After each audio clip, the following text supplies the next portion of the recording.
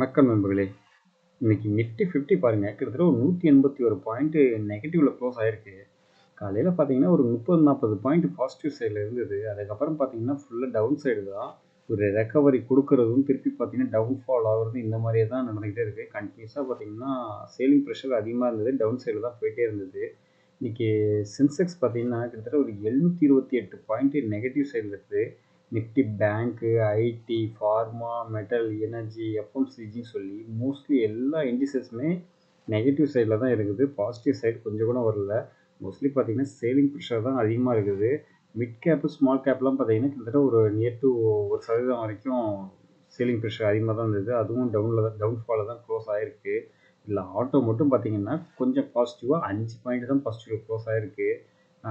ஆஃப்டர்நூன்லாம் பார்த்தீங்கன்னா கிட்டத்தட்ட ஒரு 30 to 40 பாயிண்ட் வந்து பாசிட்டிவ் சைடில் இருந்தது.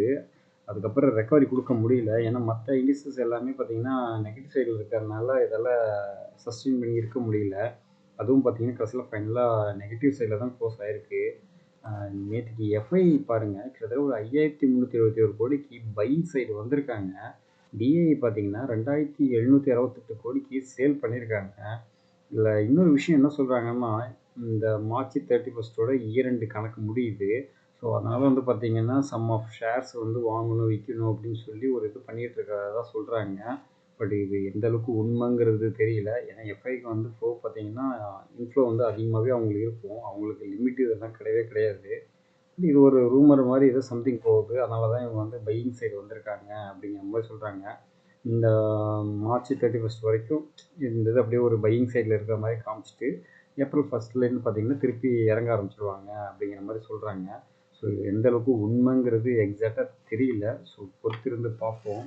அடுத்தது வந்து பார்த்தீங்கன்னா ட்ரெண்ட் வைஸ் பாருங்கள், இன்னைக்கு ஒரு நல்ல ஒரு பியரிஷ் கேண்டில் தான் போட்டிருக்கு. நல்ல ஒரு ரெக்கவரி கொடுத்து மேலே ஏறிக்கிட்டே போனது. கிட்டத்தட்ட 23,800 வந்து பிரேக் அவுட் பண்ணி மேலே போனது. நேற்றுக்கு சேலிங் ப்ரெஷர் ஸ்டார்ட் ஆகிடுச்சு.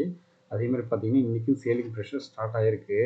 ஸோ இது எப்படி போகுங்கிறது தெரியல. மேபி ஒரு 2-3 டேஸ் டவுன்ஃபால் வந்துட்டு திருப்பி வந்து பார்த்தீங்கன்னா பிரேக் அவுட் ஆகி மேலே போகிறதுக்கும் சான்சஸ் இருக்குது. ட்ரெண்ட் அது மாதிரி விடலாம். ஏன்னா அப் ட்ரெண்டுனா ஒரே மாதிரி அப் ட்ரெண்டே வந்துகிட்டே இருக்காது. ஒரு டவுன்ஃபால் வந்துட்டு திருப்பி அப் ட்ரெண்ட் போகிறதுக்கும் பாசிபிலிட்டிஸ் இருக்குது.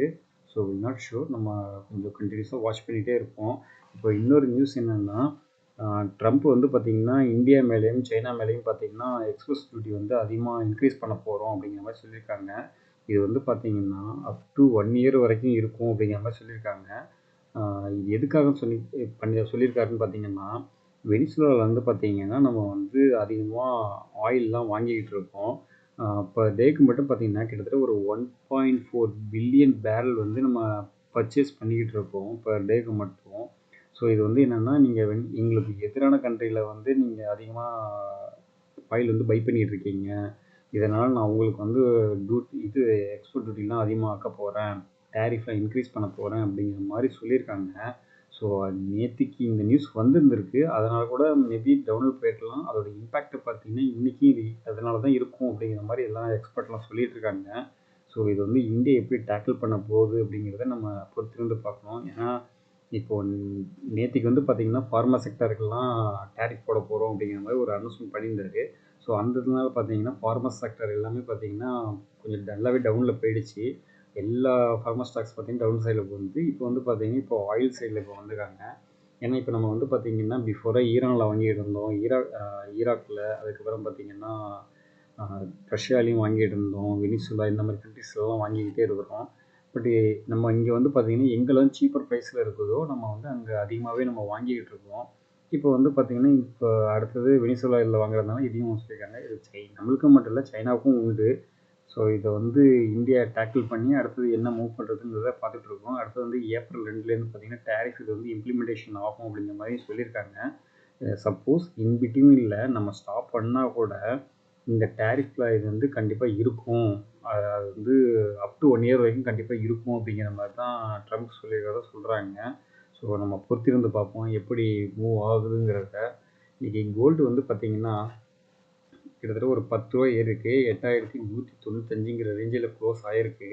மோஸ்ட்லி பார்த்தீங்கன்னா கொஞ்சம் சின்ன ஒரு இறக்கம் வந்துச்சு. அதுக்கப்புறம் பார்த்தீங்கன்னா திருப்பி ரெக்கவரி ஆகி மேலே ஏறிட்டு தான் இருக்குது. மோஸ்ட்லி பார்த்தீங்கன்னா கோல்டு வந்து நல்லா அப்பர் சைடு போயிட்டே இருக்குது. இன்னும் அடுத்தது ஆல் டைம் ஹை தொடுறதுக்கும் பாசிபிலிட்டிஸ் இருக்குது அப்படிங்கிற மாதிரி தான் எல்லாம் சொல்கிறாங்க. ஸோ பொறுத்து இருந்து பார்ப்போம் எப்படி மூவ் ஆகுதுங்கிறத. அடுத்தது வந்து பார்த்தீங்கன்னா யூஎஸ் மார்க்கெட் வந்து பார்த்தீங்கன்னா இன்றைக்கி வந்து ஒரு பெரிய அளவுக்கு மூவ்மெண்ட் இல்லை, ஒரு ஆவரேஜான மூவ்மெண்ட்டில் தான் க்ளோஸ் ஆகிருக்கு. கிட்டத்தட்ட ஒரு 0.5% வந்து நாஸ்டாக்ல இதாக இருக்குது. மற்றபடி டவ் ஜோன்ஸ் எஸ்என்பிலாம் பார்த்தீங்கன்னா ஒரு 4 பாயிண்ட் 10 பாயிண்ட் ரேஞ்சில் தான் இதாக இருக்குது. இப்போதைக்கு பார்த்தீங்கன்னா யூரோப்பியன் மார்க்கெட்டு டாக்ஸ் வந்து பார்த்தீங்கன்னா நெகட்டிவ் சைடில் இருக்குது. எஃப்டிஎஸ்சியும் சிஎஸ்சியும் பார்த்தீங்கன்னா ஒரு ஃப்ளாட், அதுவும் பார்த்தீங்கன்னா கொஞ்சம் நெகட்டிவ் சைடில் தான் போயிட்டுருக்குது. இன்றைக்கி ஏஷியன் மார்க்கெட்டில் நல்ல ஒரு பாசிட்டிவ் சைடில் இருக்குது. நிக்கிலாம் பார்த்தீங்கன்னா ஒரு 246 பாயிண்ட்டு பாசிட்டிவ் சைடில் இருக்குது. அதாவது ஜப்பான் உள்ள ஷேர் மார்க்கெட் கம்பெனி நிக்கி இது. அடுத்து ஷாங்காயும் பார்த்தீங்கன்னா சின்னதாக ஒரு ரெக்கவரி கொடுத்தது, பட் ஒரு பாயிண்ட் நெகட்டிவ் சைடில் தான் க்ளோஸ் ஆகிருக்கு. ஹேங்ஸெங்கும் பார்த்தீங்கன்னா 139 பாயிண்ட் பாசிட்டிவ் சைடில் இருக்குது. மோஸ்ட்லி எல்லாமே ஏஷியன் மார்க்கெட் எல்லாமே பாசிட்டிவ் சைடில் இருக்குது. பட் நம்மளோட நிஃப்டி இது வந்து பார்த்திங்கன்னா நெகட்டிவில் போய் க்ளோஸ் ஆகிருக்கு.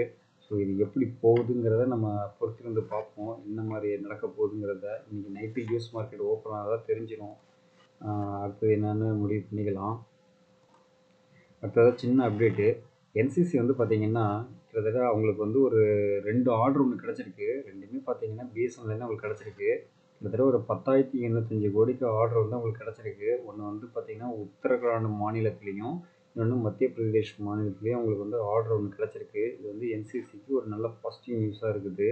அடுத்தது வாரி ரினியூவல் வந்து பார்த்திங்கன்னா கிட்டத்தட்ட ஒரு 170 மெகாவாட் சோலார் பவர் பிளான்ட் போடுறதுக்கு ப்ராஜெக்ட் ஒன்று கிடச்சிருக்கு. அதோட மதிப்பு வந்து பார்த்திங்கன்னா 232 கோடி அப்படிங்கிற மாதிரி சொல்லியிருக்காங்க.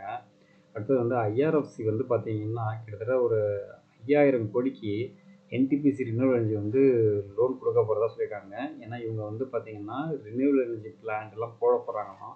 ஸோ அந்த ஒரு இதுக்காக இவங்க வந்து கடன் கொடுக்கறதுக்கு ஒப்புதல் கொடுத்துருக்காங்க. ஸோ இது வந்து பார்த்திங்கன்னா ஐஆர்எஃப்சிக்கும் நல்ல ஒரு நியூஸு, என்டிபிசிக்கும் ஒரு நல்ல ஒரு நியூஸாக இருக்குது. மோஸ்ட்லி பார்த்தீங்கன்னா பிஎஸ்சி கம்பெனி, ரெண்டுமே பிஎஸ்சி கம்பெனி தான். ஸோ அப்படியே எக்ஸ்சேஞ்ச் தான் பண்ணிக்கிறாங்க ஃபண்டை. ஸோ இது வந்து பார்த்திங்கன்னா 2 பேருக்கும் நல்ல ஒரு பாசிட்டிவ் நியூஸாக தான் இருக்குது. அடுத்தது வந்து ரெடிங்டன் வந்து பார்த்திங்கன்னா இன்கம் டேக்ஸ் டிமாண்ட், இது வந்து இன்கம் டேக்ஸ் டிமாண்ட் ஆர்டராக பார்த்திங்கன்னா கிட்டத்தட்ட ஒரு 125 கோடிக்கு வந்து பெனால்ட்டி கட்டணும் அப்படிங்கிற மாதிரி ஆர்டர் ஒன்று போட்டிருக்காங்க. இது வந்து கொஞ்சம் நெகட்டிவ் நியூஸாக இருக்குது. அதே மாதிரி பார்த்திங்கன்னா ஐஓபிக்கும் பார்த்திங்கன்னா 559 கோடிக்கு ஆர்டர் ஒன்று போட்டிருக்காங்க. அவங்களும் பார்த்திங்கன்னா பெனால்ட்டி கட்டணும் அப்படிங்கிற மாதிரி இன்கம் டேக்ஸ் டிபார்ட்மெண்ட்லேருந்து ஒரு லெட்டர் ஒன்று வந்திருக்கு. அடுத்தது ஓஎன்ஜிசி வந்து பார்த்திங்கன்னா கிட்டத்தட்ட ஒரு 3300 கோடி வந்து பணம் போட்டு ஒரு பிளான்ட் ரினியூவல் பவர் ப்ராஜெக்ட் வந்து வாங்க போகிறதா சொல்லியிருக்காங்க. அது வந்து ஐஎன்ஆர் ரினியூவல் பவர் கம்பெனிங்கிற ஒரு கம்பெனி வந்து அந்த வாங்க போகிறாங்க. இது எப்படி த்ரூன்னு பார்த்தீங்கன்னா ONGC plus NTPC green energy 2 பேரும் கொலாபரேட் பண்ணி இதை வாங்க போகிறதா ஒரு நியூஸ் சொல்லியிருக்காங்க. இது வந்து பார்த்திங்கன்னா 2 கம்பெனியுமே நல்ல ஒரு பாசிட்டிவ் நியூஸாக இருக்குது. அடுத்தது வந்து பார்த்திங்கன்னா வாரி எனர்ஜிஸ்க்கு வந்து பார்த்திங்கன்னா 5.4 ஜிகாவாட் சோலார் செல் மேனுஃபேக்சரிங் வந்து குஜராத்தில் மேனுஃபேக்சரிங் பண்ண போகிறதா சொல்லியிருக்காங்க. இது எப்போன்னு சொல்லிங்கன்னா மார்ச் 29 அன்னைக்கு இனாக்ரேட் பண்ண போகிறதா சொல்லியிருக்காங்க. அடுத்ததாக ஐஆர்டியிலேருந்து ஒரு அப்டேட்டு. ஐஆர்டிஏ பார்த்திங்கன்னா இந்த ஃபினான்ஷியல் இயர் 24 to 25 2024 to 2025 அவங்களோட போரிங் லிமிட் வந்து பார்த்திங்கன்னா 25,500 கோடியாக இருந்துச்சு. இதை பிஃபோர் வீடியோவில் நான் ஒரு தடவை சொல்லியிருந்தேன் அவங்கள்ட்ட. இப்போ என்னென்னா இந்த ஃபினான்ஷியல் இயர் 2025 to 26 வந்து பார்த்திங்கன்னா அவங்களோட போரிங் வந்து இன்க்ரீஸ் பண்ணியிருக்காங்க. எவ்வளோ மதிப்புன்னு பார்த்தீங்கன்னா கிட்டத்தட்ட 30,800 கோடியாக இன்க்ரீஸ் பண்ணியிருக்காங்க. இது ஐஆர்டிஏக்கு வந்து பார்த்திங்கன்னா நல்ல ஒரு பாசிட்டிவ் நியூஸாக இருக்குது. ஐஆர்டிஏ ஷேரை கூட கன்சிடர் பண்ண ஆரம்பிக்கலாம். நீங்கள் இறங்க பை பண்ணுறதுக்கு ரெடியாக இருக்கீங்க அப்படின்னா அந்த ஷேரை நீங்கள் இப்போ கன்சிடர் பண்ண ஆரம்பிக்கலாம். பட் என்னென்னா ஃபண்டமெண்டல்லாம் பார்த்துங்க, எல்லாம் ஓகேன்னு ஃபர்தராக நீங்கள் அந்த ஷேரையும் அக்யூமுலேட் பண்ணுறதுக்கு ட்ரை பண்ணிங்க.